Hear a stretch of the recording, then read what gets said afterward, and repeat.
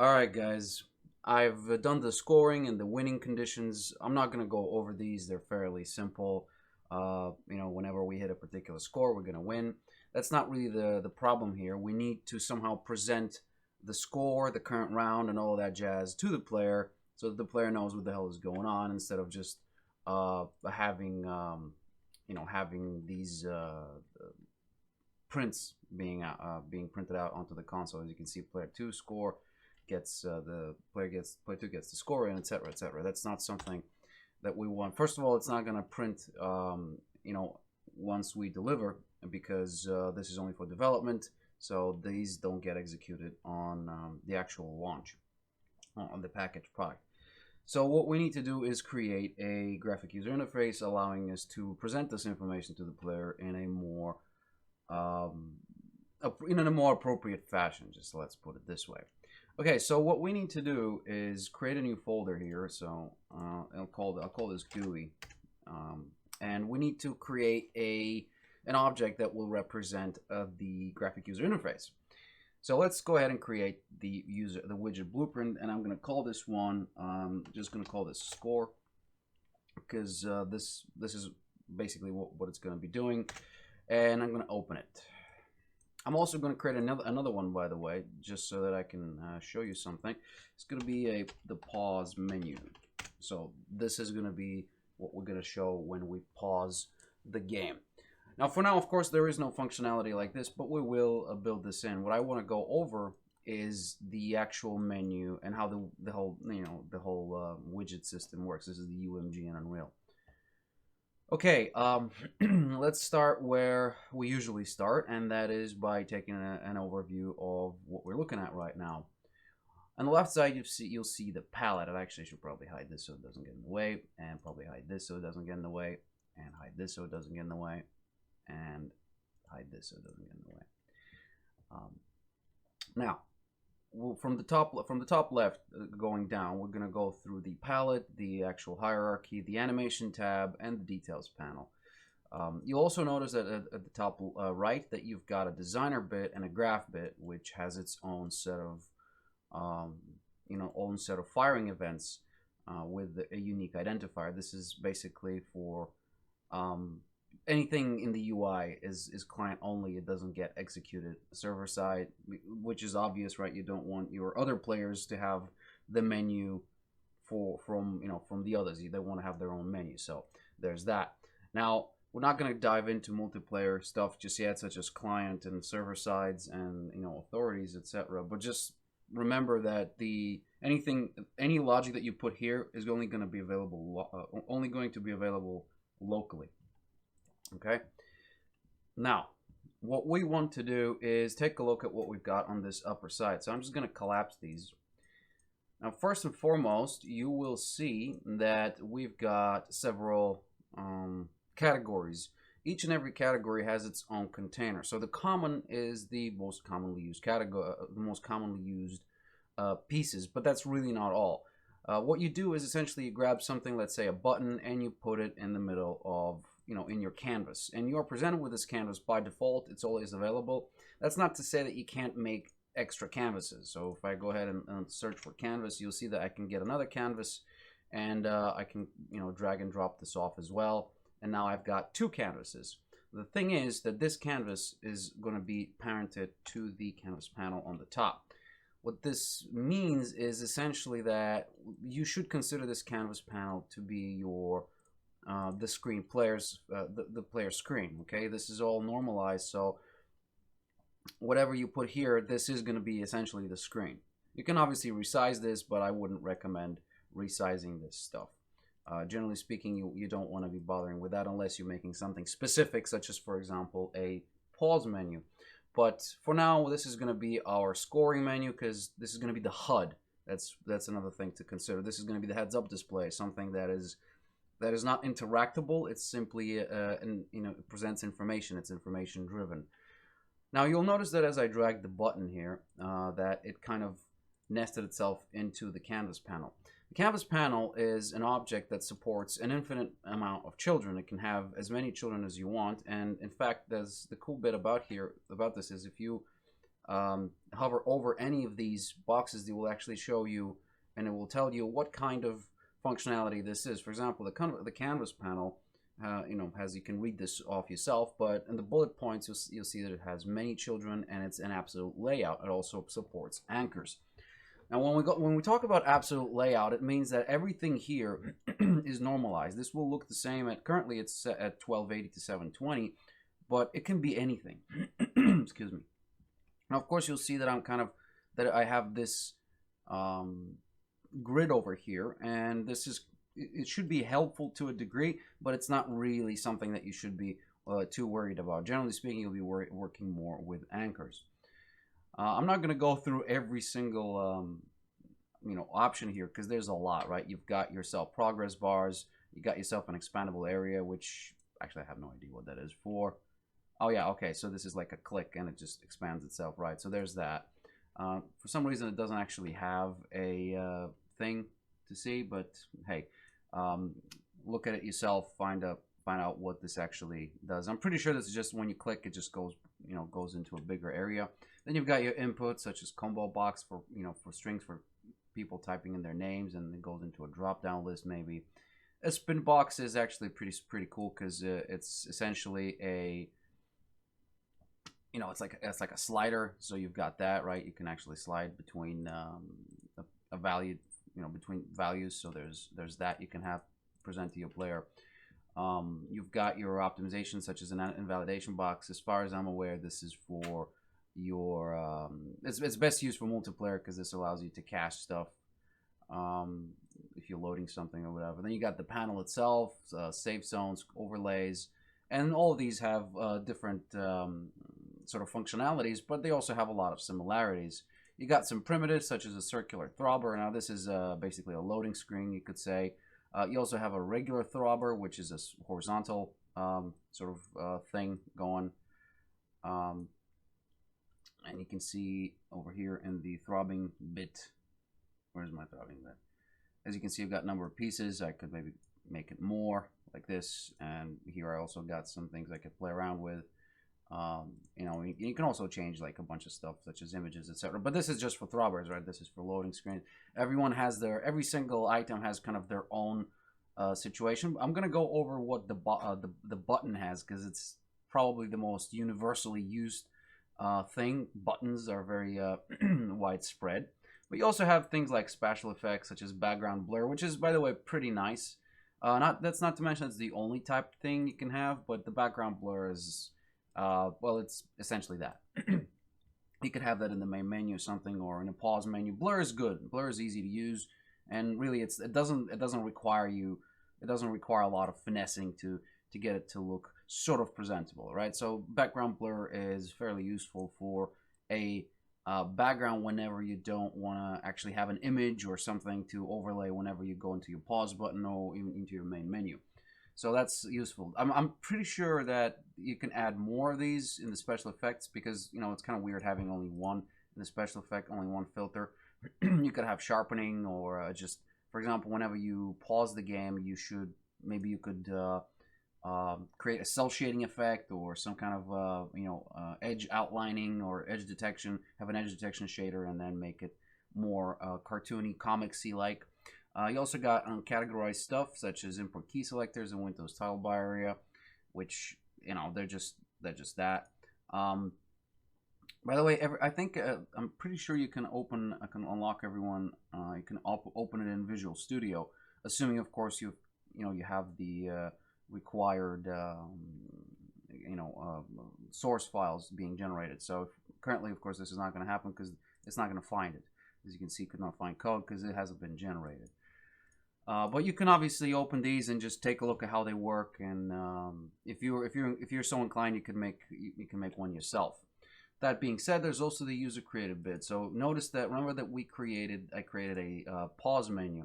Now, generally speaking, what I could do is create another excuse me, create another widget here, and I could call this my container or something. Or I could have a special widget just for the button, and I could just drag this widget over here. And as you can see, I currently have the pause menu, which has pretty much nothing. But if I go ahead and open the pause menu up, and I drag something like, I don't know, an image, and this image, let's just say that it would be something just dumb. Let me just make this, I don't know, really, just any image. Do we got any hearts? No, we don't have any hearts. Maybe I should just show engine content then. I believe there is that as well. What about now? Do we have hearts? No, we don't have hearts. Well, what do we have? All right, well, let's use this then. Okay, well, this is going to be what we'll be using. So if I compile this and save, you'll notice that I'm not actually getting this from the pause menu yet. That's because it's not big enough in size.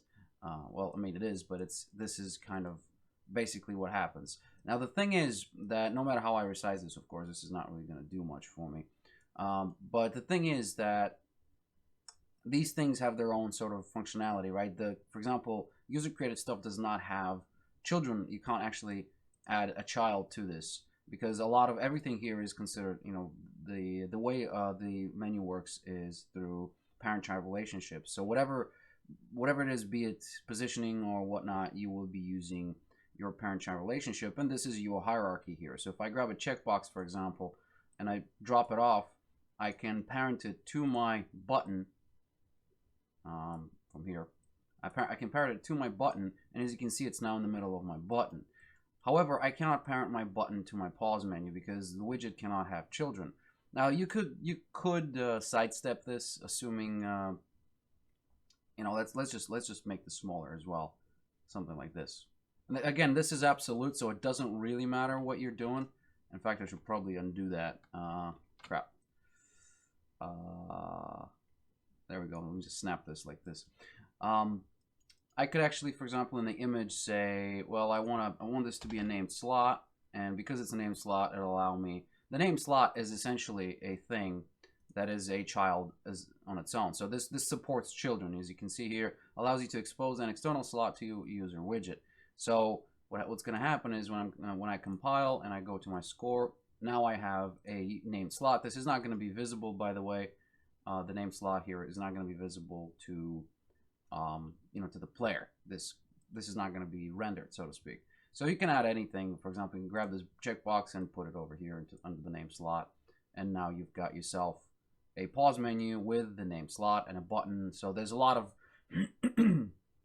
a lot of functionality here, depending on what it is you want to do and how you want to set up your menu. I'm going to delete all of these and here as well because I don't want any of that jazz just yet.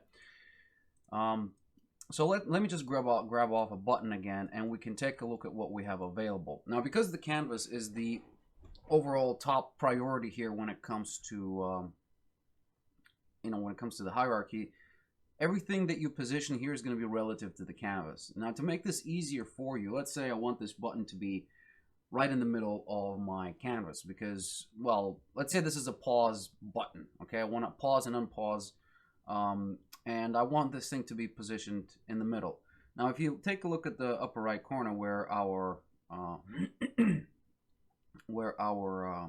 anchors are and the detail panel, you'll see that we have a set of anchors here. Now, that you could go manual, but it's also possible to simply have a selection set depending on what kind of anchor, where you want to position your object.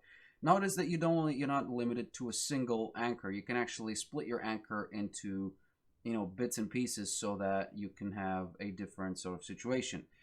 In fact, as you can see, it says hold shift to update the alignment to match and hold control to update the position to match. So you can actually take a look at how this is going to behave based on a particular, you know, a particular situation.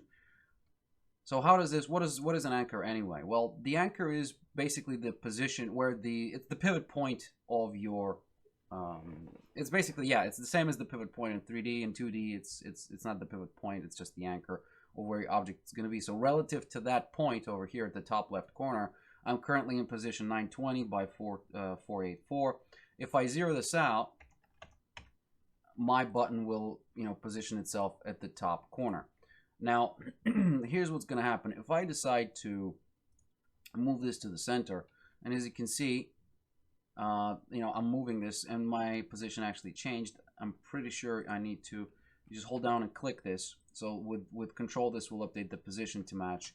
And the alignment actually is not going to work because, well, wait, it just did. Okay, well, that's interesting. It didn't work before for me. Essentially what the alignment does, because currently if you remember, this was over here, which means that your alignment is 0, 0, 0. It means that the top left corner here is 0, 0, 0 for the start.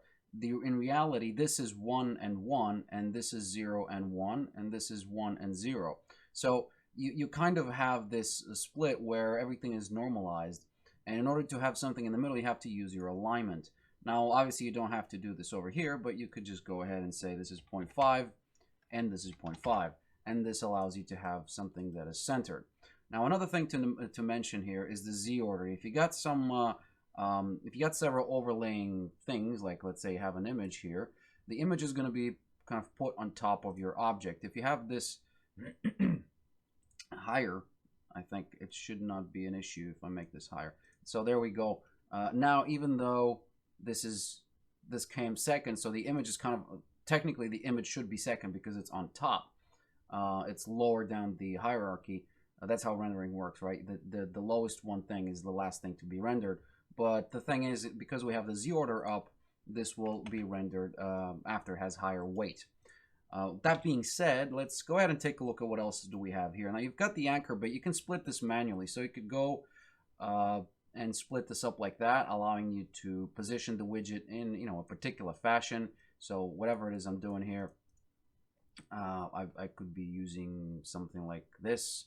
You also have all these snapping options here, such as do you want to adjust the transforms, etc. for your widget, which is completely fine. You also have your grid size, so what kind of snaps do you want? But in general, just hold down control and this will update your widget, allowing you to kind of resize your widget accordingly. Again, this isn't necessary. You could always just put this in the middle here, and then you would have kind of had your position screwed. But then if we go back to the center, we should have our scale. Yeah, the scale kind of killed itself, so I'm going to go for, I don't know, 50 by 50. So that's my button here again. So we're back to square, well, not to square one, but like this. Actually, this should be 25, and this should be, I don't know, 75. All right, so we're back to something that resembles a button. Now, that is only the stuff that's available to you when it comes to the actual child. As in, whenever the parent must provide this to the child. Okay. If you take a look at the canvas itself, it does not have this because the canvas again is just a huge. It's a big piece of paper. Now, the interesting thing is that the way this is set up, right? If we go into the behavior, you'll see that you've got some stuff which are which should be basically will be available to you on every other object. If we go to behavior on the button, as you can see, you've got the same settings. You've got the tooltip. Is it enabled? Is it visible? What kind of tooltip you get when you hover over the widget, and then of course, if you know what kind of cursor you're going to have if you know if you hover over this. Of course, you got your custom, as far as I'm aware. Later down the line, you could select that. Now, here's the interesting bit, right? If what's going to happen? What do you think is going to happen if I add a text box to my button, or just a regular text? Because as you can see, regular text is a simple static text which does not allow any children, whereas the text box allows you to actually write stuff in. So I'm going to use a text. I'm just going to plonk it over here in my in the button. Now you'll see immediately that we have a little bit of an issue because the text block kind of just flies out of the button, and that is because it has its own set of rules. Now, before we actually go further, I want to finish covering the button because it's got some other options aside from the from its positioning here. The alignment itself is essentially something that allows you to, like I said, 0.5, 0.5 is centralized, so we covered that. The size to content is interesting because it allows you to size yourself, size the parent to based on the content. So whatever is written here in the text block, if I start writing something else, such as just block, you'll see that the button will resize itself based on the content that is here. Otherwise, if I don't do this, we're going to run into this issue. You also got your basic appearance drop down here. So in the style, you've got your normal style, how this is going to be looking when it's normalized. You could have any sorts of buttons here.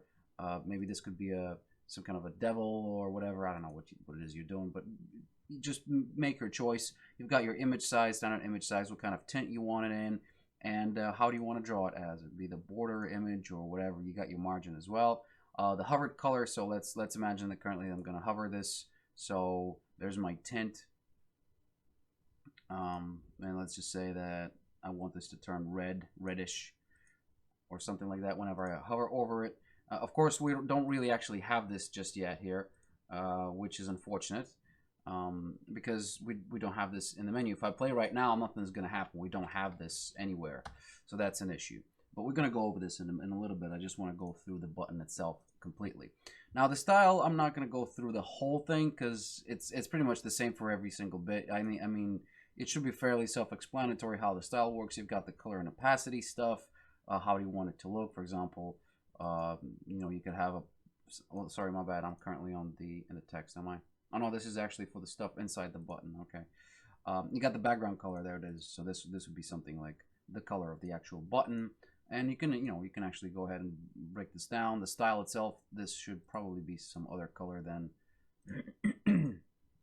than the regular one. So let's just say when I hover over it, I want it to be bluish, and obviously the text is going to be pink. Now you also have interaction stuff, such as, for example, if your button is focusable or not, and how is the clicking method going to happen. If it'll only happen when you have to press down and then release. So does your button get activated whenever you press down the mouse button and then you release it, or if it gets enabled the moment you click it or the moment you release it, or it has to be a precise click, which is, I'm not sure what it is. Inside a list, buttons can only be clicked with a precise tab. Okay, this is just for the list. All right, I didn't know this. I didn't know what this was for. Now you also got the behavior, which is again standard. Notice that a lot of these can be bound, and a lot of these have their own setup. So you can see you got the render transform, which is for kind of the way you're going to render this this object, and then you've got your performance, whether this thing is volatile or not. It has to do something. It has to do with caching. So it's something that we're not gonna talk about yet. So it doesn't really matter. Again, it's not heavy at all. You've got the way how you want to clip this, where you want to clip stuff off the surrounding object. So currently it's inheriting, but you can also clip the bounds, and it's going to kind of cut off everything on this side. So there's that, but just leave it as it is for now. And then you've got your navigation. So if, in other words, currently, as you can see, it's going to be escaping these borders here because my text is going to be escaping since I'm setting it set up as escape. You've got your several events such as on clicked, on pressed, on release, on hovered, and on hovered, which are going to be available to you through the graph. Now, we're not going to talk about the graph just yet because I want to talk about the text just a little bit. So I'm going to click the text here. You'll notice that it does not have the anchors that are presented to us whenever we click on the button. That is because the button is parented to the canvas, and the canvas allows us to use anchors. The button itself does not allow us to use anchors, mainly because, well, it's not a canvas. Okay, you have a different set of rules available to you here. You can also override these, by the way. If you could use a size box, for example, and it'll allow you to override a lot of the sizings that are available to you. Remember that if we go and click to size to content, this will resize the button based on the content. But you could also do other things, especially if we go to the text block. You'll see that I don't actually have concrete sizing. I can only tell it how I want it to be aligned. So if I go ahead and say I want this to be filled on each side, well, this is actually a very small button, so I need to kind of I need to make this bigger. So we have something like this. There's a button right there. So you've got the blocking bit, and I want to say, well, okay, I want this to be in the middle, and I want it to be, well, this isn't very nice. I want it to be at the top, at the center, for example, both centralized on both sides, or maybe I want it to be completely filling up the situation, so I can write something else in here as well. So these are your kind of situational results, where you can have your padding set up and you can have your horizontal alignment, but you can't actually have your size being change dramatically. You also have pretty much the same things as you know as in the button. So you got your color and opacity. You can change that to, let's say, red. And you got your font. So what kind of font you want? Is it bold? Is it, let's say this is italic, or maybe bold italic like this. So there's that. And then you got the size and what kind of material do you want on your font. You got your outline settings. It's, you know, pretty standard stuff when it comes to text, how you want to justify this, should it be centralized or not.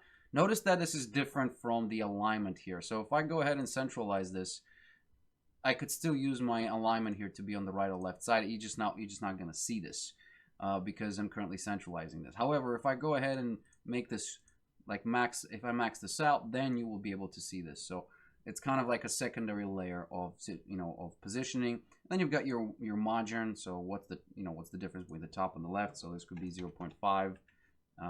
This could be like 20, and this could be like, I don't know, 10. So you got all these things that allow you to move your object around as well. You got the same things such as volatility, and then how are you going to wrap the text? So should it be wrapped or not, depending on the size. So let's just say that I'm going to say auto wrap the text. You also notice that that there is a you know, a tooltip basically on anything that you hover over. So there's a lot of stuff. You got also the tooltip text, which allows you to hover over it and you'll see how it's going to be shown. But if I go ahead and just resize this now, this does not work the way I want it to, mainly because where am I? Oh yeah, all my settings here with the margins and all that, I kind of screwed that bit over. You got your render transform, by the way, which allows you to sort of scale it allows you to scale the actual text block, but not the text itself. So you could have, you know, a bunch of transforms here when it comes to how you want to present your you know, your object. I tend not to use this that much because, you know, that's kind of difficult to use properly. And generally speaking, this is not what it's intended to. You don't want to be using a render transform to be positioning your objects around. Okay, the positioning should almost always be done exclusively through over here, right? What your padding is, where your alignment is, you know, how the button reacts. So it could be size to content, so we can fill the whole thing. And of course, you know, you don't want to be dumb, you know, with your margins and with your padding. You know, you want to exercise a little bit of common sense. You also got the clipping bit here. So the same thing happens with pretty much everything. Has almost identical you know, properties when it comes to this kind of stuff. Now, the interesting bit is that you can actually keyframe all of these things. So if I go ahead and say, well, I want this, I'm just going to delete this thing, and I want my button to be flashing, or not even that. Let's say I want to create something like an image, and I need to basically zero this out. So I'm going to put this in the center, and I also should have probably held shift with that.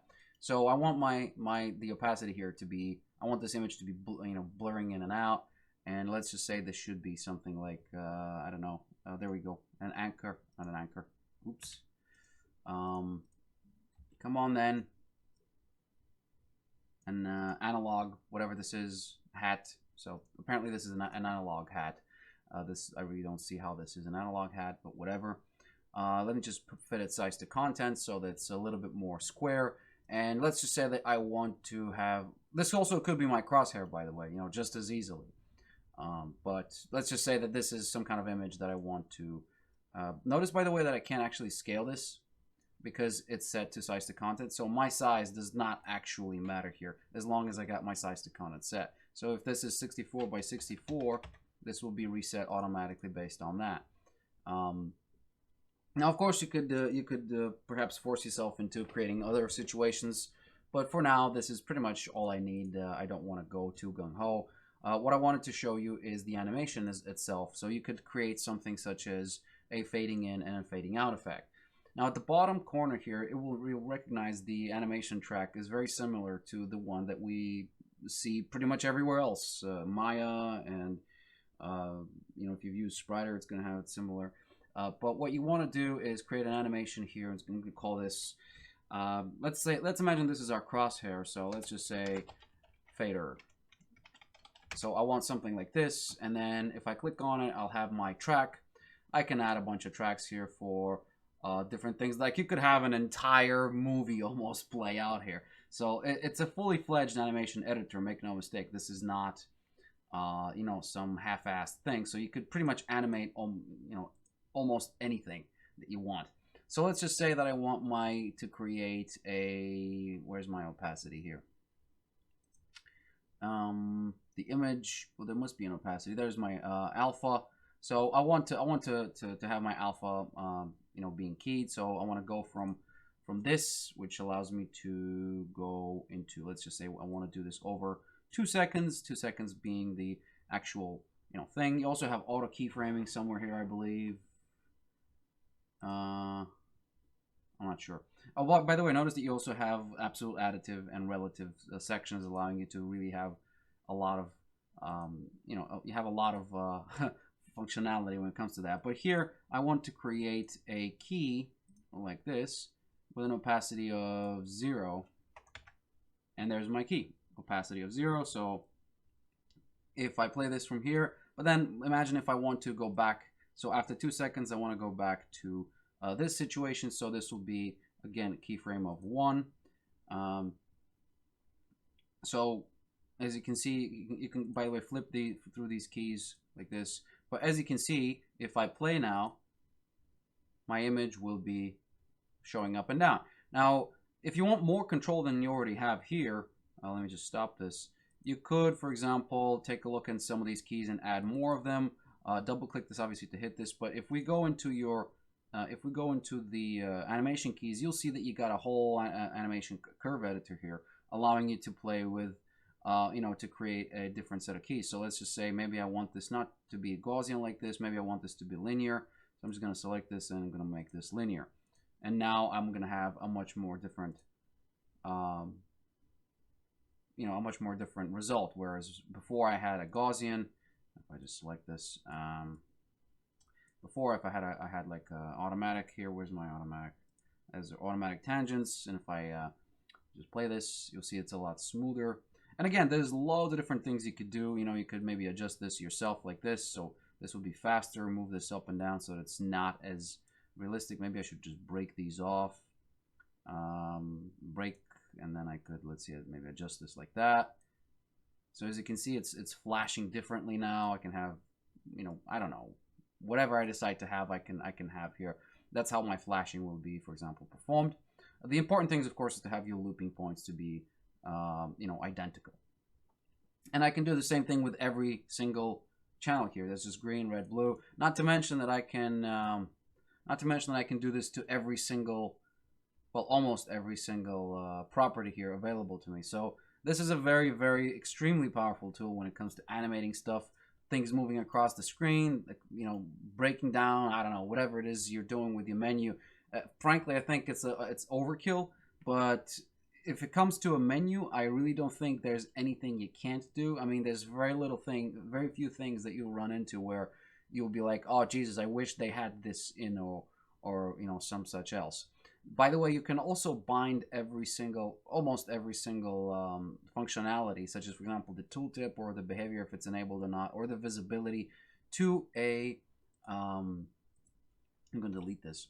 You can bind it to a function, allowing you to, you know, talk about, well, let's just say what it is we're currently having. Currently, as you can see, you got the all mouse button down, but let's go ahead and grab the button just so that we can, it's going to be a little bit more, it's going to be a little bit easier to understand. So let's just say that we want our button to be, god damn it, I never get used to that. So let's just say that we want to have our button, whenever the button is pressed, we want to do something such as, you know, display some text. How would you approach this? Well, basically you would click on go into the events, and let's just say that on clicked, and you just create an event like this, and on clicked I want to, you know, let's just say print string, and I'm just going to say hello. Now this will automatically already work. The problem, of course, is that you have to do this for every single button, so you can imagine why this is boring. Let's say you have, I don't know, let's say you have 10 buttons, and every button does a different thing. It's going to be a pain in the ass, right, to hook them up. Like, imagine you have some kind of a skill-based combat system where you've got, you know, loads of skills. So you have to actually write, like, first of all, you have to hook every single button up to the key. So whenever you have a key binding, you have to do something, but you could also click on them, right? So not every skill is clickable and executable through a command. So you have to be able to fire the same event through clicking and pressing a button. So you have to like have a bunch of these. There's going to be like a huge set of binds over here, binding everything you can bind under the blue sun. That being said, this is a fully fledged blueprint editor, so you could also do a lot of logic here. Again, you don't want to be doing logic that is sensitive to the gameplay, but you know, anything that is representative of what you want to see should be done over here. Also, anything in the designer can be exposed as a variable. So currently we've got a button, and I could have a named slot. Well, I don't want to have a named slot. I could have an image, and then I could have a slider, and then I could have a border, and then I could have a horizontal box. So I've got all these things, and I could maybe have children under them, so the slider will be in the border, and then the image will be you know, part of the button, and then horizontal box is going to house all of these together, for example, because the horizontal box is that's what basically the horizontal box is, right? It houses a bunch of things together. So let's say I just decide to center this over here, and then I've got my settings here. So I could say maybe I want this to be fit the size to content. I want my button to be, you know, to fill the whole thing, or maybe not. Maybe I want it to be centered, and you know, do this here. I want to move it on this right side because I want it to be kind of on the outside of my object. And then I've got my image here that I could work with. The thing is, all of these, as you can see here, are variables. So you got the image, which is a variable, and you got your button, which is a variable. You got a slider, which is a variable. You got your horizontal, which, however, is not a variable, and you got your border, which is also not a variable. It means that you can perform operations on them in the actual graph. So, for example, slider-wise, if I go to my graph and I grab my, I don't know, currently I've got my slider, and I'm going to get it. And I don't know, let's see what we can do. Let's say we want to adjust the value. So as you can see, we got the behavior drop down, and you can get the value or set the value, or maybe check if it's valid. Does it exist? And let's say I want to set its value to, I don't know, whatever. Maybe I promote this to a variable and create a value that I want to do, or maybe I drag this off and just use something else. You could get the value from this slider, for example, if you want to use it for volume control, right? So you get the value, and this would return a value from 0 to 1, or whatever it is you've set. You can actually set it over here as well, I believe. No, you can't. You actually have to set this in the designer. So, okay, let's just go to my slider here. I'm going to say that I want my value here. If I just find the damn thing. This is just my appearance, my style. I think it's actually always from 0 to 1. I think it normalized, is it? Is it not? Pretty sure it is. I also should probably have this guy, this border, to be filling it, and this guy to be filling it as well. Yeah. I think that's the best situation. Yeah, there's my step size, so I can actually go ahead and step through. Come on then, slider man. Why can I not slide with you? Alright, let me just drag this off like this. And actually, I can't slide because I'm not. You can't do. You have to do this real time. I forgot.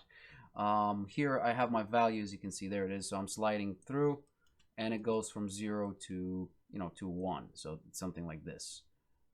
1 is the max. And of course, notice by the way that you can also bind stuff to it. So let's just say I want to bind something to it. I'm going to create a binding. This will create my situation, a function for it.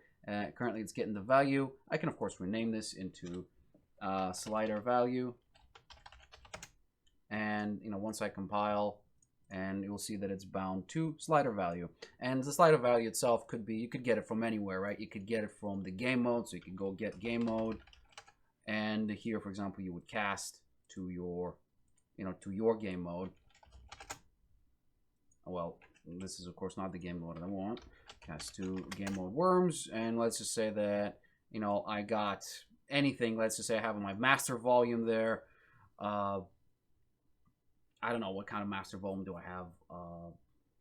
Do I have anything in my? I don't know if I have anything in my game of worms. But let's just say max rounds, right? I can get them, and I could maybe set this to the value itself, right? Well, obviously this is dumb, but because this is an int and it's going to go higher than 1. But in general, this is, I hope you understand how this whole thing works. It's a very useful thing where you could bind a bunch of things together. So I'm going to just remove this binding here because I really don't want it. And I really don't need any of these. But you have to understand that this is a very powerful editor, allowing you to grab things like, let's say, the image, and I want to get the image, and I could even set it, for example, what image I want to use.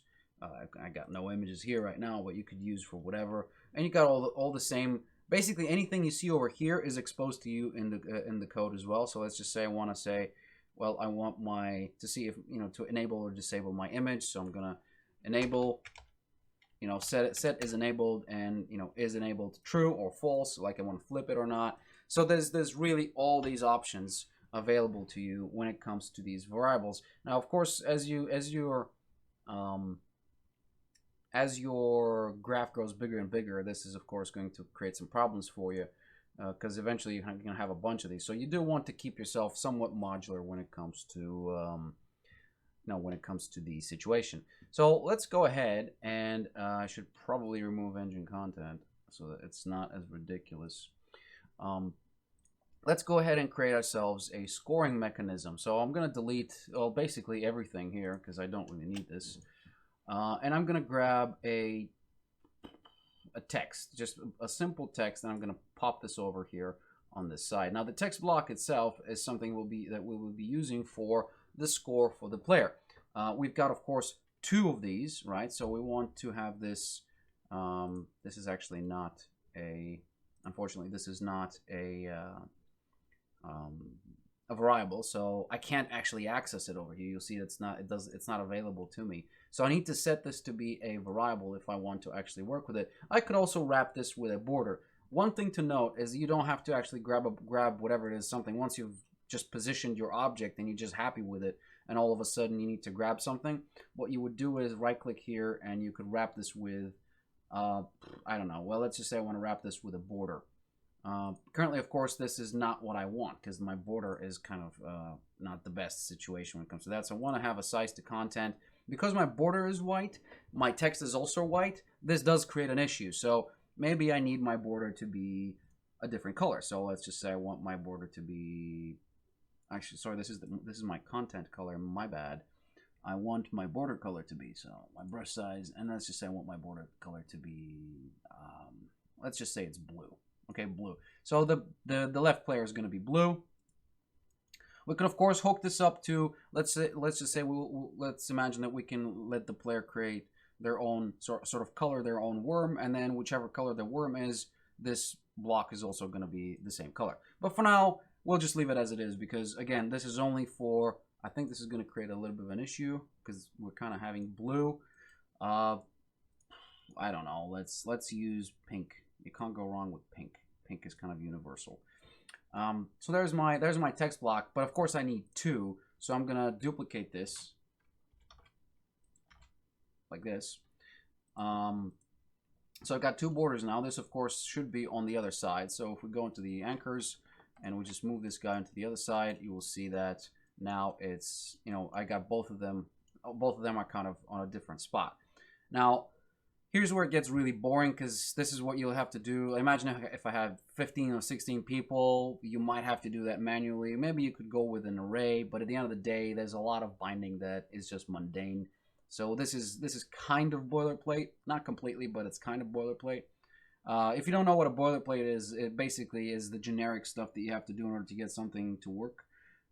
Think of, for example, in the book, if you were writing a book, you'd have to make a table of contents. Now, the table of contents is not actually, the most exciting and the most unique thing that you'd be doing, right? At the end of the day, a table of contents is just that. It's just a list of stuff. So you'd have to write this down yourself, and you have to do this for any book ever in existence. It needs to have a table of contents, and it also is boring to make. So this is kind of the same thing. That's what boilerplate. That would be the boilerplate of the book. Writing it is interesting, but making the table of contents is not.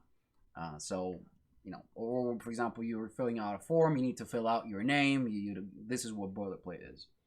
In coding terms, right? Whenever you're doing anything such as, I don't know, you have to include different libraries and you have to write down some initialization, some basic shit. Like, for example, caching stuff is boilerplate. But anyway, let's go ahead and take a look what we've got. Well, first of all, we don't actually have our the variables that we need, but that's fine because we could use the text here and we could bind this text block sort of situation. I'm going to call this, just for vanity's sake, I'm going to call this player 1 score, and I'm going to call this player 2 score. I should probably should have copied this, player 2 score. And I can bind these, right? I notice if I double click this, right, I cannot actually bind these at the same time because I've got I can change the text because both of these are text selections, and I can change the appearance at the same time. There's a lot of things I can do, but I can't actually do any binding. However, I can keyframe at the same time. So be aware that whatever it is you've selected can actually have its own sort of situation when it comes to that. Also in the border here, maybe I should actually have my player to, no, it's fine. You want size to content because you don't know what kind of size you're going to have. Now you could have some kind of padding, for example. If you grab the borders and we want to have a padding of, let's just say, we want to have the padding of 25 and 50, no, 25, 25, and then 25 and 25. No, actually that's not what I want. I want this to be, just go with 5 then. Fine, go with 5. 5, 5, 5, 5. Okay, something like this. Let me see. This is for the content. I kind of want to move it somewhere else, but it is not that easy. That is very unfortunate. I might have to. Oh, there we go. There's my layout. So I want to offset it by, I don't know, offset right would be, I don't know, 200. And this would be 100. And then, actually, why is this not moving? Oh, my bad. 100, well, no, 75, no, 50 and 50, something like this. Okay, this needs to actually be minus, so we're gonna have to do that separately. Where is it? Where'd you go? I lost it. Oh, there we go. I want to position this at minus and minus. Oops, actually I don't want the minus here. You could also use, of course, the alignment here for some, for some more rudimentary things, but these are generally things that are connected to the actual, to the anchor. You also might want to have this on the right side, like this, and this should be. Actually, no, we'll just keep it this way. For some reason, my scoring did go poorly. But I do want this to be on the right side, like this. Vertically, I want to fill this up. I'm also having issues now with my border. But let's just say that this is what I want. Let's imagine for a second that this is the desired behavior. I may have missed something here when it comes to the padding itself. This is the content, so that's why I'm having this issue. Let's just keep it at 5. Yeah, that's what happens. So I've got my padding is kind of crappy here. I forgot. I didn't realize that wasn't the actual content. So my bad. So let's just say that this is something that I want. I want it to be behaving like this, and this should be on the right side. This should be on the left side. Fairly self-explanatory so far. And now I want to actually grab the score. How do I do this? And there's 2 ways I could do this, right? I could make sure that my player score is a variable. And then I could go into my graph here, grab this variable off and set its text, or I could bind its content using a function. So I'm going to create a binding here, and as you can see, I've got my get text, and I should call this get player 1 score. And over here, I'm going to get my where's my player controller? So there's my player controller, and off the player controller, I'm going to get state. So there's my player state. Excuse me. In fact, actually, this is not what I want. I want to cache these guys. So I want to do this at pre-construct. No, I don't want to do this at pre-construct.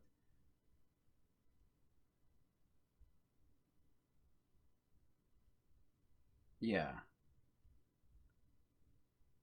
Yeah, I'm just gonna go ahead and just delete this because I'm not sure what that does. I don't think I've seen this before here. So I'm just gonna cache a bunch of stuff, right? So I'm gonna cast to worm worm controller. I'm also gonna I'm gonna promote this to a variable. I'm gonna call this player controller ref. This is going to be in the refs category because we might have a bunch of them. And then here I'm going to also cast to, what was it going to cast to? Yeah, well, we need also worm game mode. So we need the worm state. Oh, the game mode worms like this. We need to cast that as well. And we need to promote this to a variable. I'm going to call this game mode ref. This is boilerplate right now. What you're looking at, this is pretty much. Well, it's not boilerplate realistically because you don't have to do that, but I do this for you know, for ease of access. So I'm gonna say cast to worm state. So also need the state. Probably not the best way of casting. Yeah, this is probably not the best. Like this probably will be faster. And I should also promote this to a variable. I'm going to call this player state ref. I'm going to grab both of these. Okay, I can't grab both of these. I need to actually put them here. So as you can see, I've sort of created my thing. Now I need to basically plug some of these things in. So I'm going to grab my, probably start with the game mode. Game mode. That's my game mode. And then I need my player controller. And from here, now I'm going to basically plug this in over here like so. And from the player controller, I'm going to get my player state. As I get my player state, plug this into here like so. And the game mode goes over here. Come on. There we go. So I've got the three main variables that I need. I may not need them here. I mean, you know, but in fact, I should probably just copy this motherfucker like this so that I have them at the back. In fact, I should probably have this in a functional library or something allowing me to just cache the regular things. But again, this is an issue because you need to create your references. So there's that as well. Also, that's not something you want to do every single time. Actually, for the score, this is probably unnecessary. But I don't know what else am I going to keep track of. I'm actually going to create a set of rounds as well later down the line. So let's go ahead and get my player score. My player score is stored in the player state. I'm going to grab score. Player 1 score. And the player 1 score, I'm simply going to... How am I going to approach this? Well, let's just say I'm going to just append. Okay, that's not going to work. There's my append. And I'm going to append this to this, like so. And this is going to be called just score, spacebar, and this is going to be turned into a string, into text. Remember, the string is less intensive than text. The text is 16 bytes, string is 8, and characters, labels or whatever, names or something. I forget which the other one was even less, or was it opposite? String is 16, the other one is 8, and text is 32. I'm not sure. But this is heavier than this. So just whenever you can work with strings, don't work with text. Text should be the output. The reason it's text is for localization. It supports localization. Anyway, we've got this bit done. So there's my score done. Now I need to kind of redo this for player 2 as well. In fact, while I'm in the pause menu here, I should probably have my construct. I'm also going to have a main menu anyway, right? So let me just go ahead and create a bunch of menus here that allows me. I want to use my buffer, so because I copied something into the buffer, I simply don't want to be copying stuff off and lose my copies. So in my graph here, I have no idea. I have to check what this pre-construct does, if it's safe or not. And there's my thing, I'm just going to cache this. By the way, these blueprints are also, this is also text. This is basically text. So if I go ahead and create, let's just say I got my, if I go ahead and create a new folder, sorry, a new text document, and I paste this, there's my caching text, right? This is my cache text. So if I could save this, I'm just going to save this for now. I could save this, and if I decide to, you know, recache something in, I could just open this up. I'm going to call this cache player game mode and state. Okay, player controller. Okay, something like this. So that I could actually go ahead and just select all this, Control A, and just copy this over, and this will put the, you know, put the appropriate things in my, what's the story?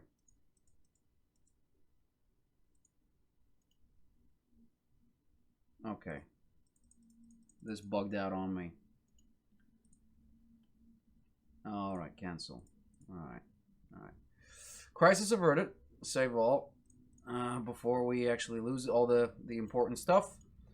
Crap, we actually don't have my variable, so I need to create the damn variable. Very unfortunate. Wonder if I compile this. Yeah. Balls. Okay, well, I'll leave it as it is for now, because, again, we'll do this probably later, so let me just delete these then. It doesn't really matter. I'm going to recreate this later. Now, let's go back to the scoring here, because I want to create the same score for player 2. I'm just going to copy this over, and in my, this was player 1, so I want to go to player 2, and I want to bind this to create a binding, and I'm going to say, I'm going to call this get player 2 score, and I'm simply going to do the same thing over here. Right, there it is, and well, I need to actually grab the player 2 score, not player 1. So I'll delete this. Get player 2. Boom, boom. Compile. And of course, we need to have the round number, which is going to be it's going to be handy to have that. So let's create the round number as well. I just need to create a text thingy. Well, a border first would be nice. Actually, I could have just copied this guy over. Copy and paste.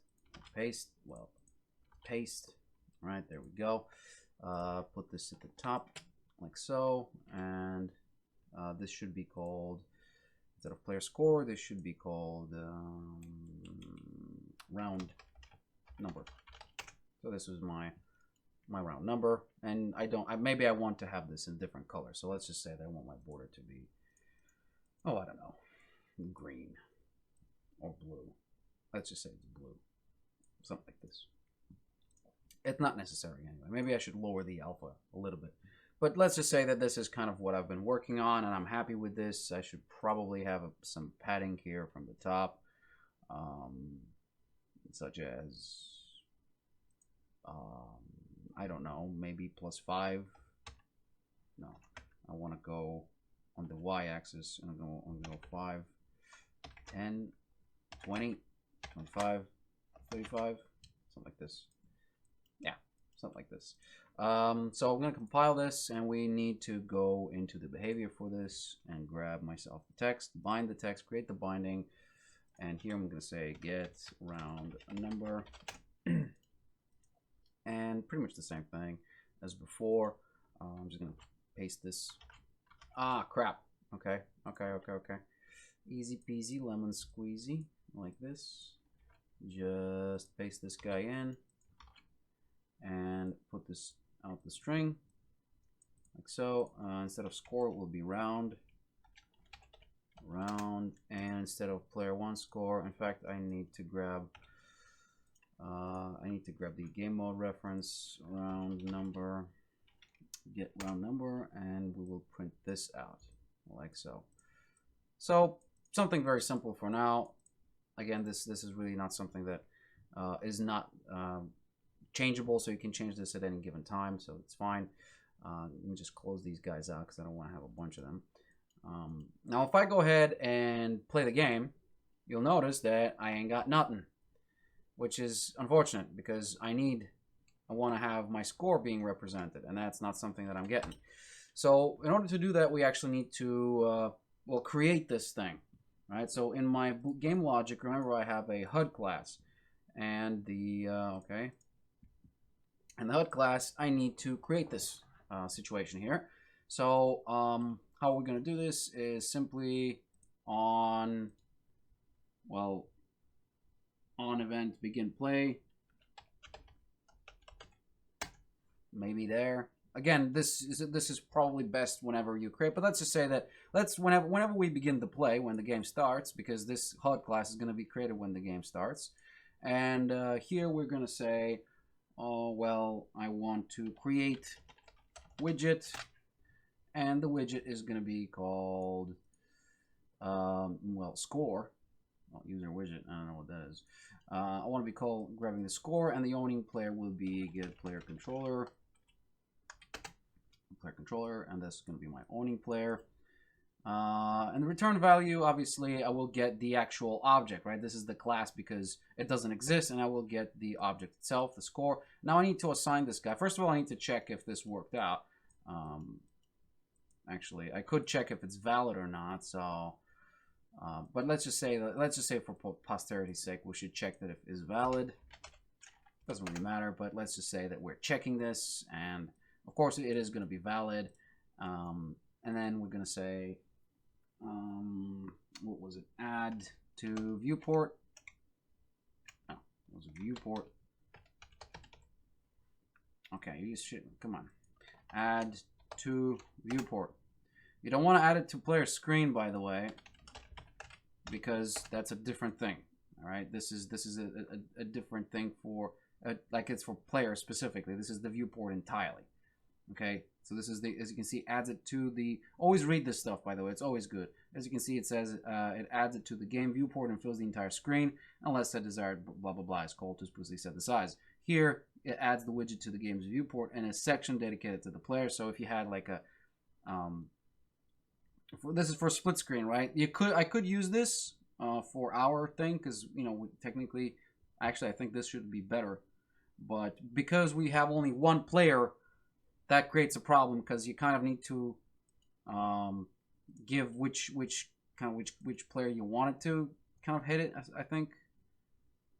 Actually, I think this is much better.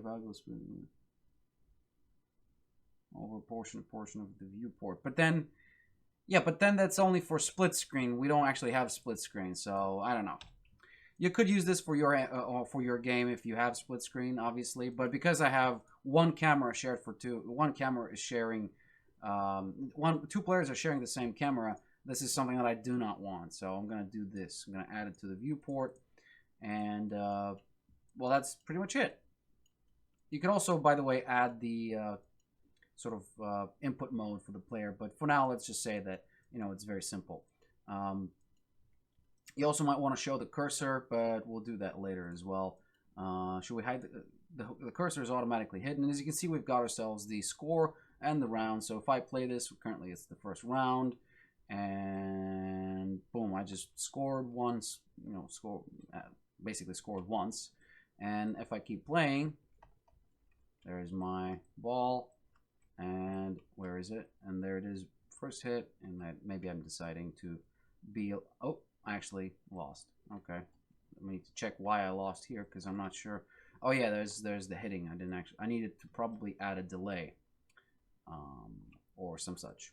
I also probably need to, we'll do this through the, obviously through the polishing pass, but as you can see, the score keeps increasing, and I should win. There you go, player 1-1. Now notice that obviously I don't actually have a winning splash screen, which is something that we need to address. But the method itself is pretty much identical to the one I just showed you, right? So you've got yourself, you should toggle the visibility, for example, if you've won. Now, in my game, I do have a player 1 has won or player 2 has won, so we could toggle different things based on that. You could run this functionality in the score, for example, or in the pause menu, or whatever floats your boat. But let's just say that we want to pause, all right? So how are we going to do that? Very simple. In my worm controller here, I'm just going to create a variable, and it's going to be called just Q key. Again, it could be escape as well, but then again, escape is going to be a bit problematic to be using with the play, because if I press escape, it's going to kill it. But you know, we could have it here. We could just do the same thing. So I'm going to say set game paused to true. Well, actually, I should flip flop because I want to flop this. Flip flop, and it's going to be set game paused to true, and then it's going to set game pause to false. So I'm going to flop between the two, and I can execute it from escaping and from pressing Q. Actually, this should be false like that. Now, if I play this, you'll notice that I actually can't unpause it, which is an issue. That's because we need to make sure this executes during pause. While pause, you can see it says the execute when paused, and you want to do this, and then if you play, and as you can see, I can keep pausing and unpausing. Now, that's something interesting, but we need to actually check if the game is paused, which is over here. I've actually created a Boolean. I'm not sure. I'm pretty sure this was kind of unnecessary because I believe in the pause menu, actually in the worm HUD, we have to check this. Well, we could do this in the pause menu as well, but let's just say in the pause menu we have just one button. Or sort of one text, and it's going to say, well, it's, you know, our thing is paused. So there's that, and I'm going to wrap this guy in, I don't know. I'm going to wrap this guy in, let's just use a border again. And I'm going to grab my border, and I'm just going to put it in the middle. In fact, I should probably put it like this. So something like that, and maybe scale the thing up and down. I don't know by what. Should I scale it? Should I not scale it?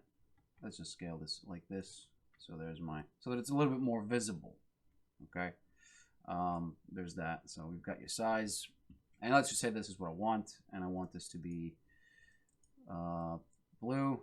Well, that's my text actually. I want the content. I want the appearance. Always mix them up. This is my blue, and I want my text to be sort of centralized, middle. Notice, by the way, that this allows me to control the content. So notice that if I change the text block to be like this, you'll see that it also changes here in the content. So I have control over the children of my content. So this kind of is just faster for the working. But in my text block, I'm going to say that this is simply paused. So I'm going to represent the fact that my game is paused if I can find where the actual text is, because, well, I should be actually looking at the text first. Be nice. I wonder if I can do this through the content. No, I cannot. Okay. So here in the text, I'm going to write down paused. Oops. Like this, all caps. And in my appearance, I'm going to say that this should be something like this, paused. All right, so we all know that's 100, so that's great. You got your different font materials if you wish to, of course, use that, but I'm going to keep this very simple, and I'm going to basically have the opacity of my object. I'm going to animate this. We should call this fades, and well, pause fades or something. And here I'm going to animate the, I don't know, I'm going to animate the alpha again. It's the simplest one. That's not the content. I want the appearance. Don't want the size and scale. I wonder if I reduce this. It doesn't really matter. Yeah, it's because, again, we're kind of sizing this up to the anchor. But I want to do my appearance over here. The alpha, that's what I want. So click the track and just grab the alpha. And it's going to go from 1 to like 1 over here. We'll have the brush color to be 0, so the opacity to be 0, and here at 2 seconds we'll have this opacity to be 1 again. So I'm going to key this and let's play. There we go. The game is paused. So something like this, we compile and save.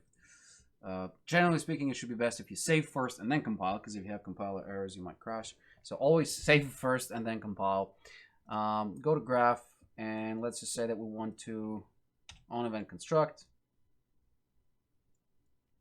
We want to play animation. Oh, there's actually an animation too.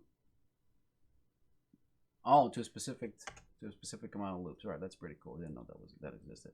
So there's my animation. I don't obviously need to. I could just select this from here, but let's just say that I want to do this. I want infinite loops. So I'm going to just say this is 0. I'm going to play mode forward. Playback speed should be 1, and start time should be 0. I'm going to compile, but if I play right now, I'm not going to be able to actually get it because I need to construct it on to set my visibility here. Now, here's the thing. Here's the interesting thing. If I get my pause menu, I need to actually hook this up to my score.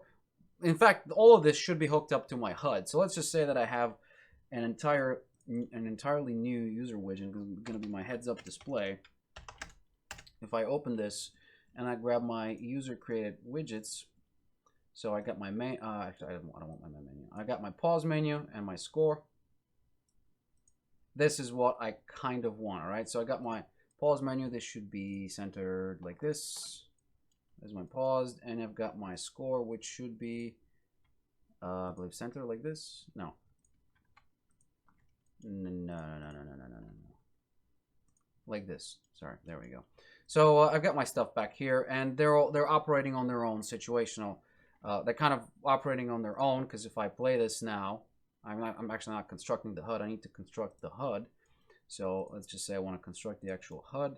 Now, if I play this, you'll see that I got my pause bit playing, and that's not what I want. So I want to be able to toggle the visibility on this motherfucker by my own self. So if I go to graph and I grab my pause menu, I get it, and I set its visibility, or I actually visibility. I wonder if I can toggle this guy, just toggle visibility, but I'm pretty sure it's not possible. Toggle. No, you can't toggle visibility on this.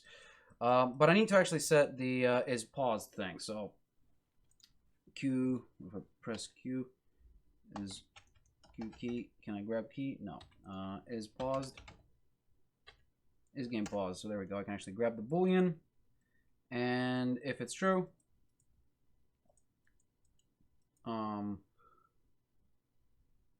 actually I wonder if I can turn this all over into is game paused. How am I gonna grab this now? I've got my branch, which is easy enough to get, and you've got your true, and you've got your just duplicate here, and that's I could flip flop around this. Generally speaking, this is also possible. You could use a flip flop instead of a branch if you want it to be on and off. But I don't want to be constructing this every single time. Well, I'll be just checking this from the tick then, if that's the case, because I don't know, kind of annoying. I need to run this. I think I need to run this. Does this run it paused? I'm pretty sure it does. Well, let's see if this is going to work the way we want. So if the game is paused, you want this to be visible. If it isn't paused, you want this to be hidden. So let's play. Paused, unpaused. Okay, well, it works. So this is how you basically approach your, well, how should I say it, menus. Now, of course, this is just a very simple, way. This was just a very simple demonstration. There's obviously way more advanced stuff you could do with that, especially when we're talking about. Especially when we're talking about the menu, because you can have like horizontal boxes, all sorts of boxes. You could have, like I said before, you could have your, your variables over here. So, this could be a name slot, and you can add extra stuff to it.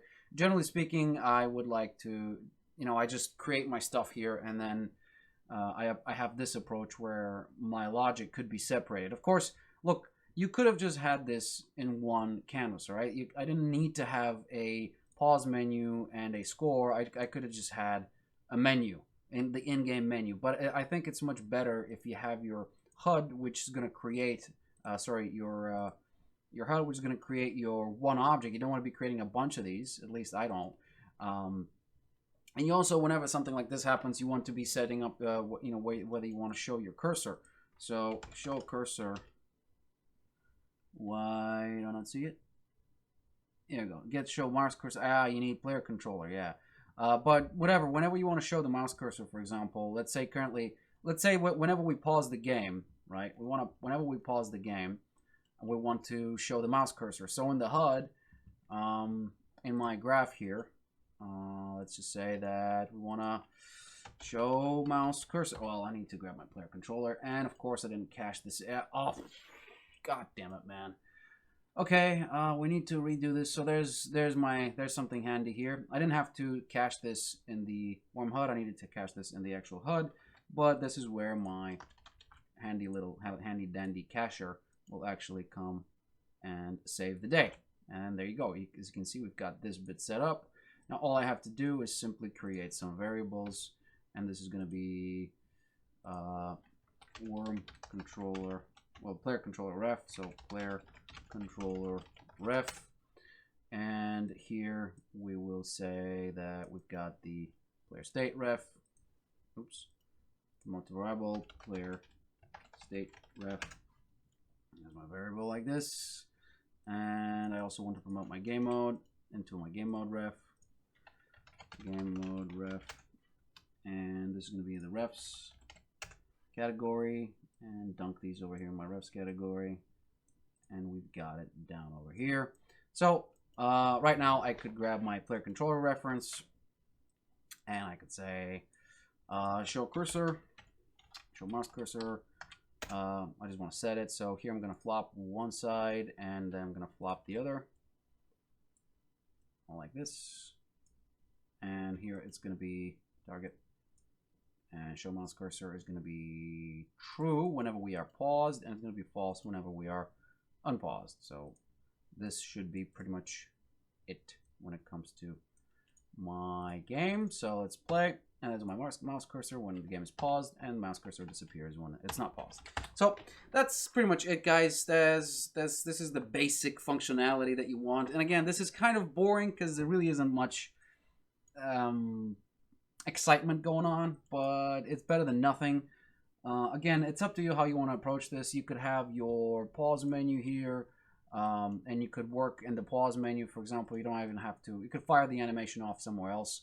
The thing is, though, I'm not sure if, yeah, you can get stuff here. So from the score, for example, right, there's my pause menu, and I want to get, for example, my animation. So what was my thingy here? Pause fade. So maybe I want to play the animation, and here I want to grab pause fades, and there it is. I can get the pause fades, and I can play them from here. It doesn't have to be played from the original, but this means that you can sort of compartmentalize your logic when it comes to the to the menu itself. So it really is up to you how you want to approach the menu system. It's as flexible as anything, and I really do like the way it's been done, especially if you go through a lot of these. There's a lot of different things you could do just with the regular just with the regular inputs, sorry, not inputs, but sort of elements of the menu. You got your panels here, which are very useful. So your grids, your horizontal and vertical boxes. The safe zone is nice as well, which is basically it's for the mouse pointer. And you've got your wraps and widget switchers, and like, just play around. All of these have extensive not extensive tooltips, but appropriately enough tooltips to allow you to understand what they do. And if you go to the documentation, you can actually find information on every single one of them. So documentation wise, the UMG system is very well done. For example, here's another idea, right? What if I want to blur my background? Now, if I want to blur my background when the game is paused, this means that, how am I going to do this? Am I going to do this in my HUD, or what am I going to do? And then if I go into my pause menu, it'll allow me to just do this easily like so. And this is probably not the best situation here, but let's just grab my special effects, background blur, and boom. I want this background blur to be actually not in the border.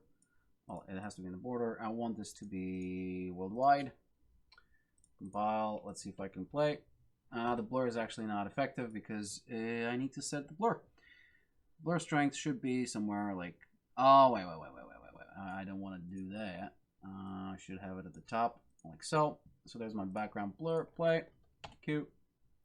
What's wrong now? Why is this not strong enough? Okay, that's because, right, I need to do this over here as well, because this is my entire HUD. I need to have my pause menu as well in my entire HUD, like this. Compile, play. There we go. So we got something like this. That's your blur. There we go. Sorry, guys. So this is how you approach stuff. This is also easy enough, by the way, for anchors. Yeah, you don't need to anchor this entire thing.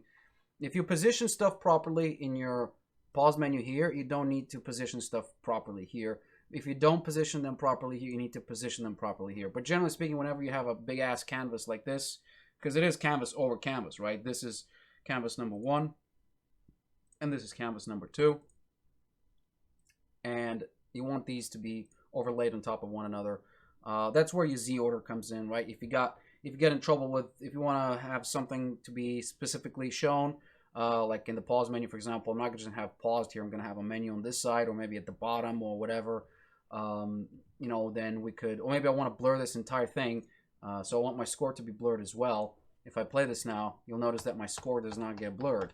So I could perhaps do this like, I want to do this like that. This will blur my score as well. So if I play this now, and there's my score blurred.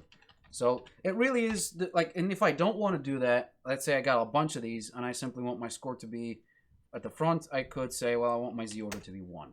And then I play, and despite that, it's still going to be working.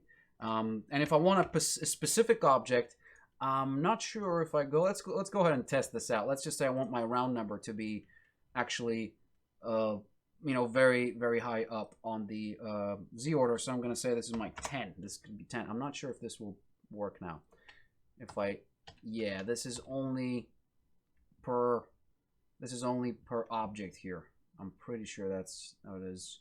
There's no way I can actually check for my score here.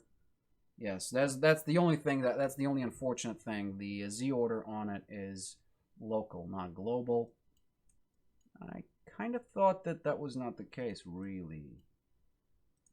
Let me just see here if I can sort this out.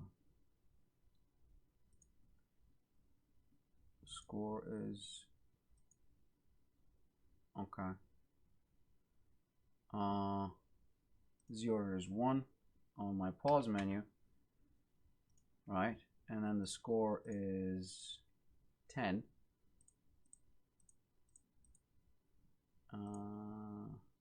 No, it's not gonna work. Is it? No. Very unfortunate. Very unfortunate. But then again, you could also make this sure it's a named slot. And once you have the named slot, you could actually drop this over my, let's say, well, this kind of sucks. I need to create another border. Well, I can't actually create another border, so let's just say this is a named slot like so. I'm not sure if I'll be able to. I'm just experimenting at this point, guys. I'm not sure if I can, and you can actually attach a bunch of crap here, but that's not what I want. Balls. Yeah, so there's something, there must be something that I'm missing here, but in general, this is how you perform this. Wow, I really thought I could get it to work properly. Should also most likely delete this slot then. So I'm not going to end up using it. Compile, and yeah, that's very unfortunate. So there's one limitation then. I kind of thought it was possible to. Maybe it was. Maybe it wasn't. I'm not sure. I don't know. This Z order. Maybe I can get the Z order from the code. Let's see. You've got the score. Let's see if I can grab. Let's see if I can grab round number.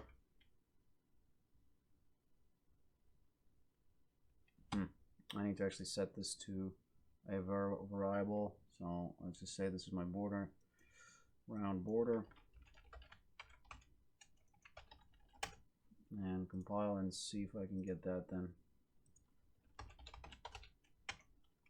Get round border. Can I get Z order out of it? Z order. Order.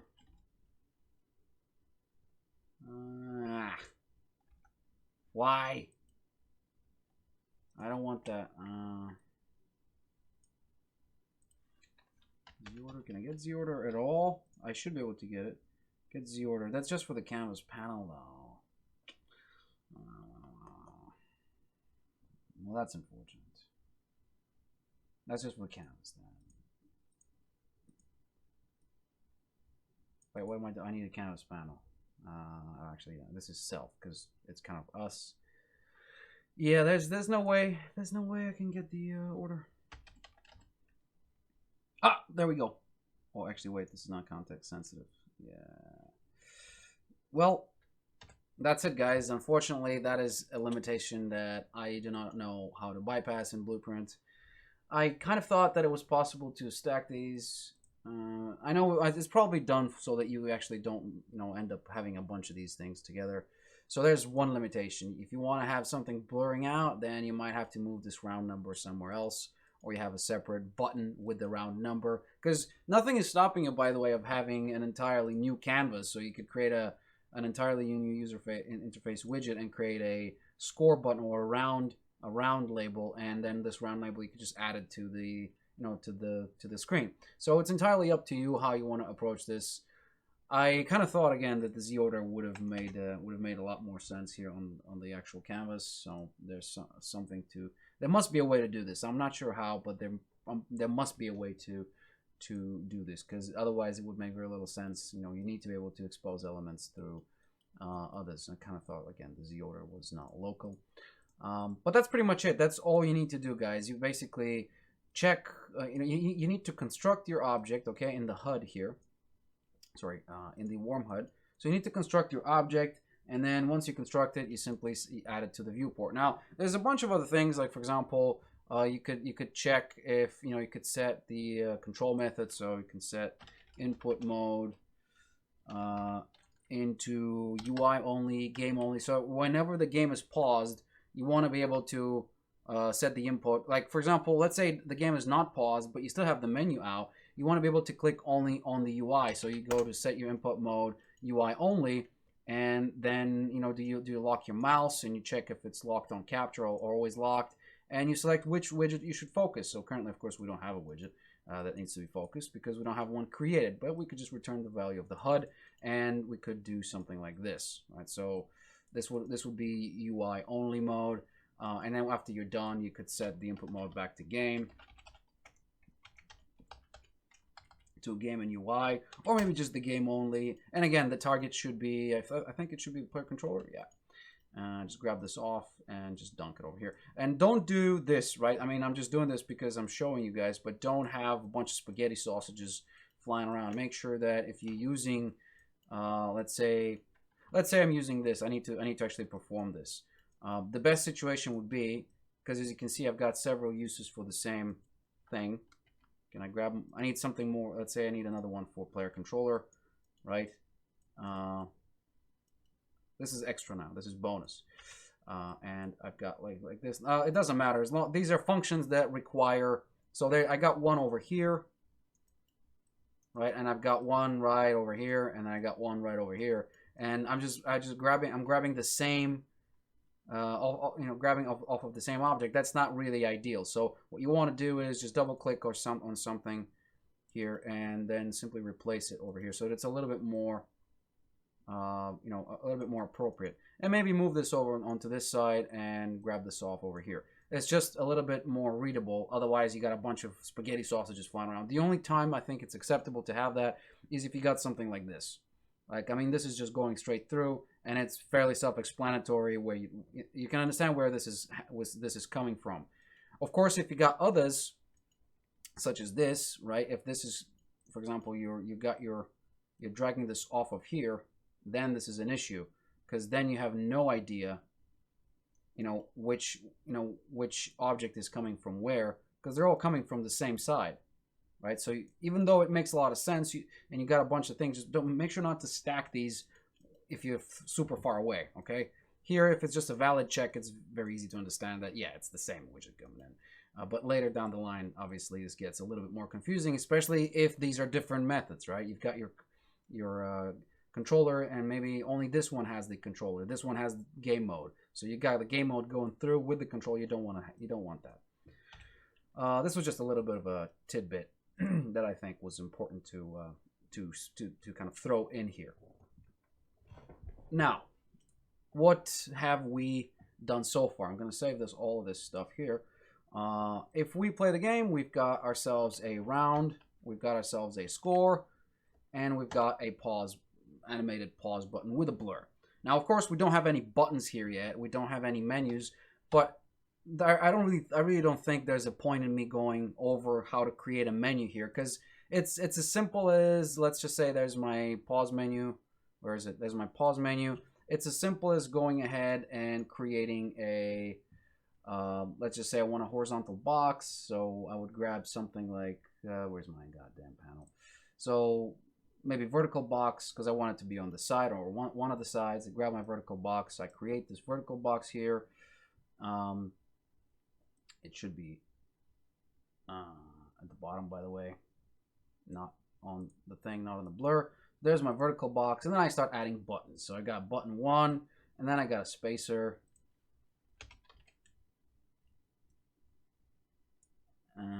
Like this. Come on. There's my button 1, and then I got the spacer. And then I simply copy and paste button 2. I should have done so with the spacer. Come on. Come on. So I'm going to do this with the spacer at the same time. And I got something like this. So there's my menu, and then I'm going to simply grab the anchor for my vertical box, dunk this, I don't know, maybe at the bottom, maybe I don't know, maybe somewhere here. Well, not ideal, not ideal at all. Maybe I need to move this guy up, something like this. Yeah. So, oops, don't snap. Something like this. So there's my pause menu. Obviously, this is just a dumb positioning. I'm going to move this a little bit further up. So let's just say this is my menu, and I need to obviously scale this guy up. Maybe I want to make this a little bit bigger. So I got my sizes to be, I don't know, 250 by I don't know, 100. 100 is a little bit too much. 30 is nice. But let's just say this is my menu. Okay, let's go 350. That's a bit of overkill. I want my buttons to be, I want my buttons to be sort of situated here. I should have probably, well, this only has one child, does it not? I think the button allows only one child. Yeah, single child. So don't put the spacer in here. That's just dumb. But whatever it is you put, let's say you put some text here, right? So this would be your main menu. And the text here, you can see you've got yourself a main menu. So we can go back to the main menu. And in here, we've got some extra stuff such as options. Obviously, I kind of did this stupidly because generally speaking, you want to create the button itself, and then you just want to copy and just paste these things off. So that, let's just say here we've got ourselves obviously you want to have the right spacing size. So in the spacer here, you want to have your, I believe it's just a size here. Yeah, so you want to size on the Y, you want to have, I don't know, something like 10 or maybe 5, right? Or 1, or you could just select all these spacers after that and simply set this like so. Size should be on the Y 5, so you've got that.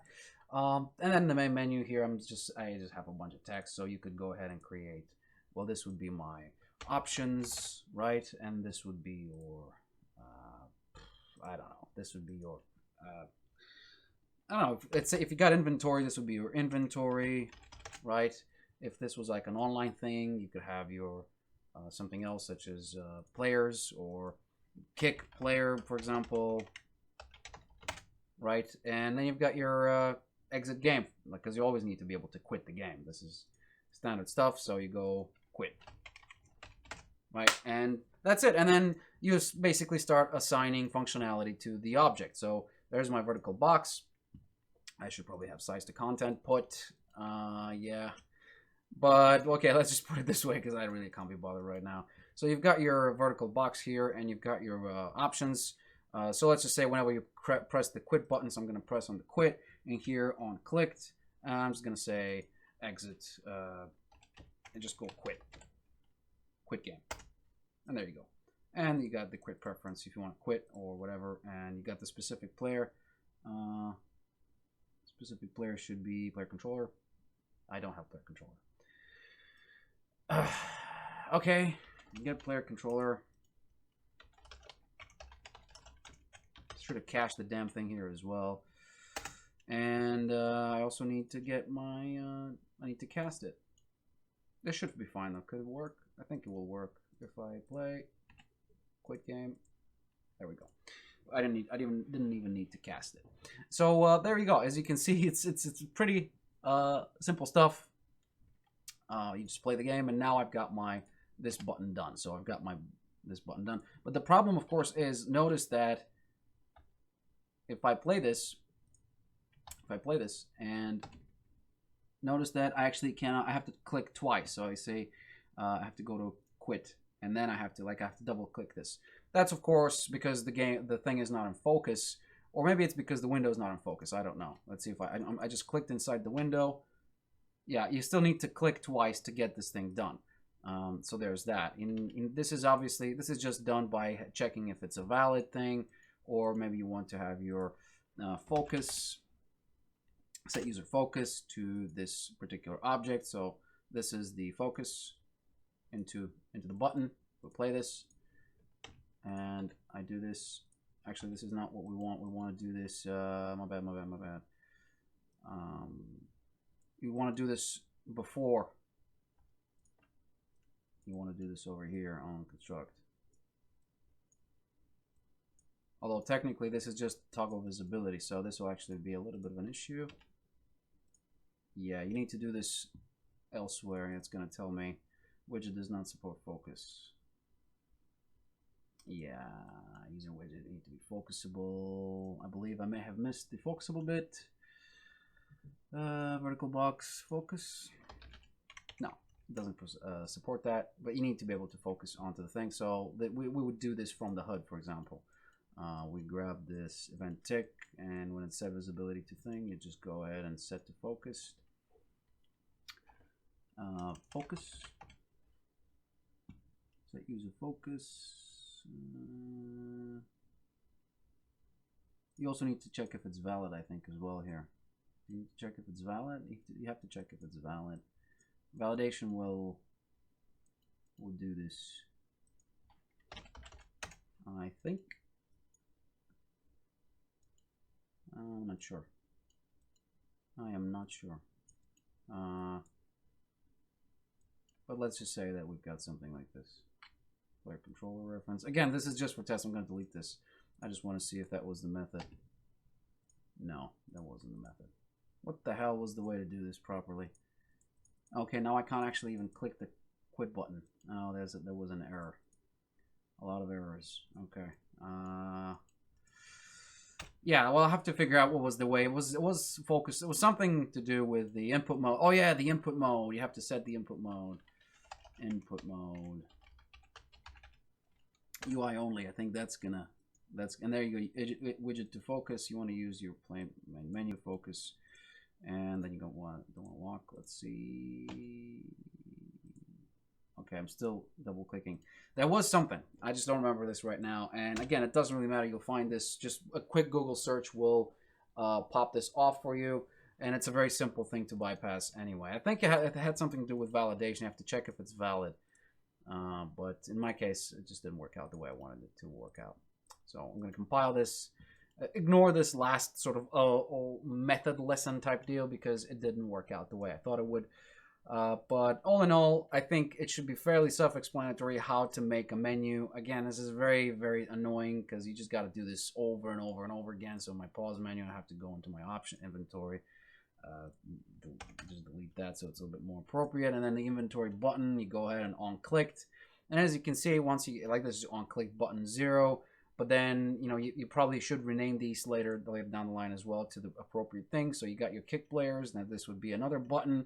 Then you got another on-clicked, and then you got on-hovered, and you could play a sound, for example, when it's hovered, over here in the pause menu. If we go into the designer, just go and search sound, and you got the style, and you got the on pressed sound, on hovered sound.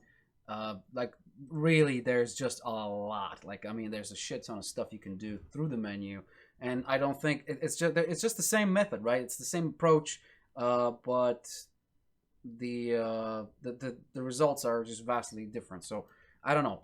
I don't think it's a good idea of me to go through the whole setup. So I'm gonna do this separately, especially because it's been a fairly long video.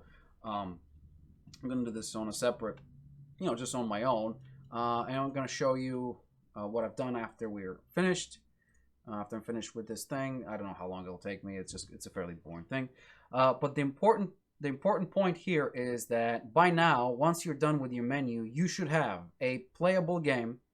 In other words, a game that has a rule set allowing you to win and to lose, a game that presents information to the player in a clean fashion, working fashion, not very pretty fashion, but it has to be working.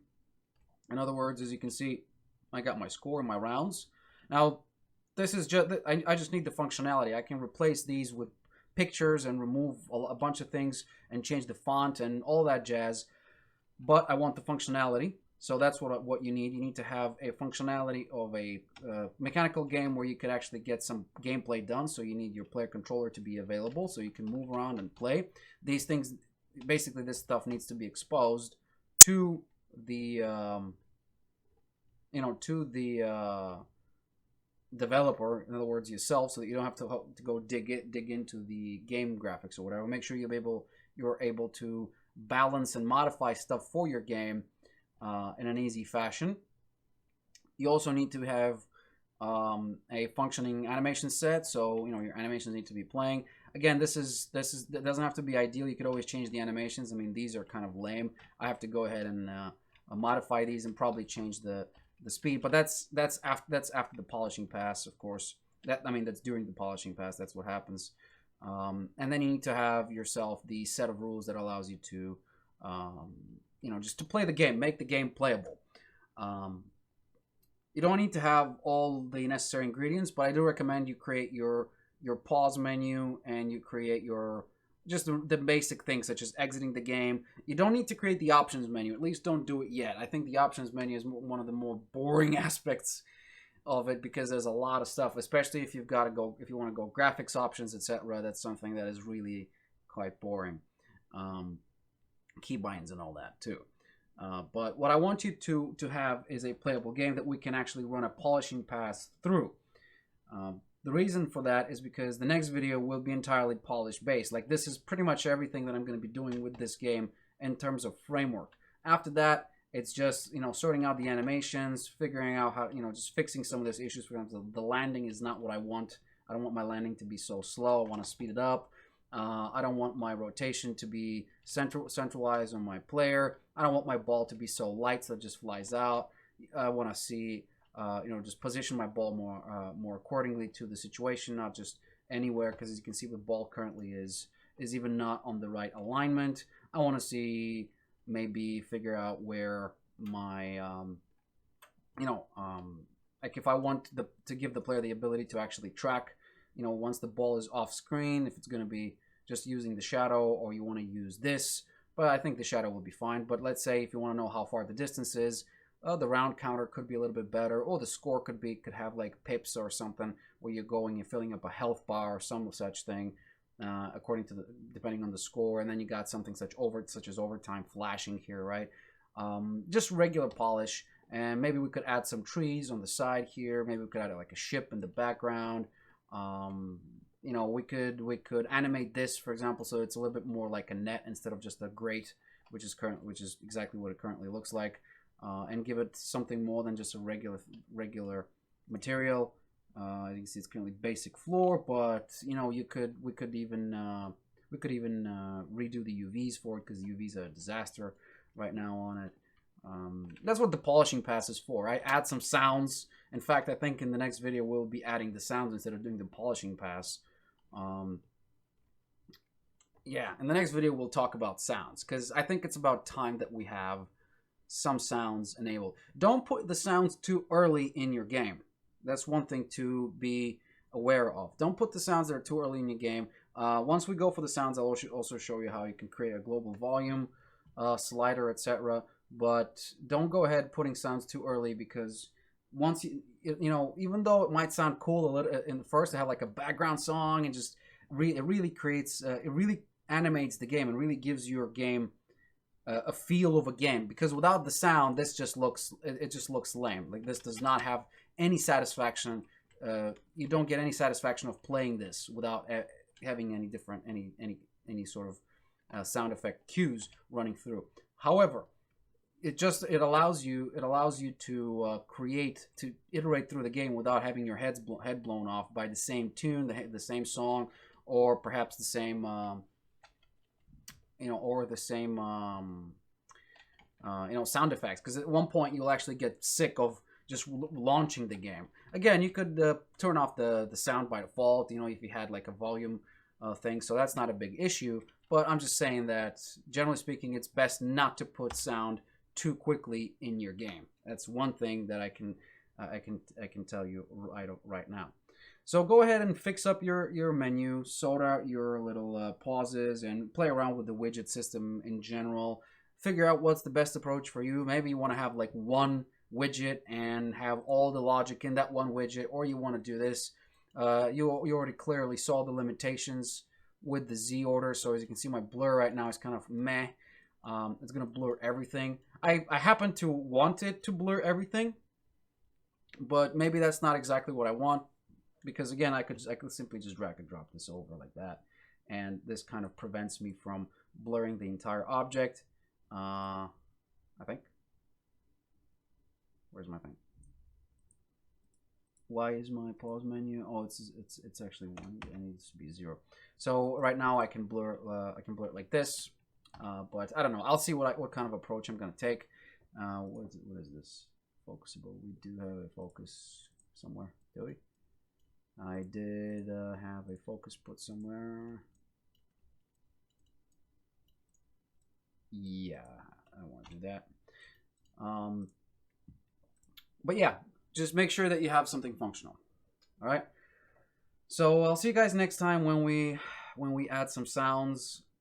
Also, by the way, make sure that before you watch the next video, just get some sounds off online. Okay, make sure you got some, get some. We'll talk about licensing, etc. But just get some sounds. All right, they should be either buy them or find them online with the free common license or attribution license. Just make sure to write down the name of the artist if the license is attribution based, so you can create credits. And in the credits you could actually list who created which sound or who created which texture. Generally speaking, it's always best to have attributions for whoever. Like, I mean, nobody obviously is going to go after you if nobody's going to go after you if they hear their sound. Chances are they won't, but it's still good practice. All right guys, I'll see you next time. Bye bye.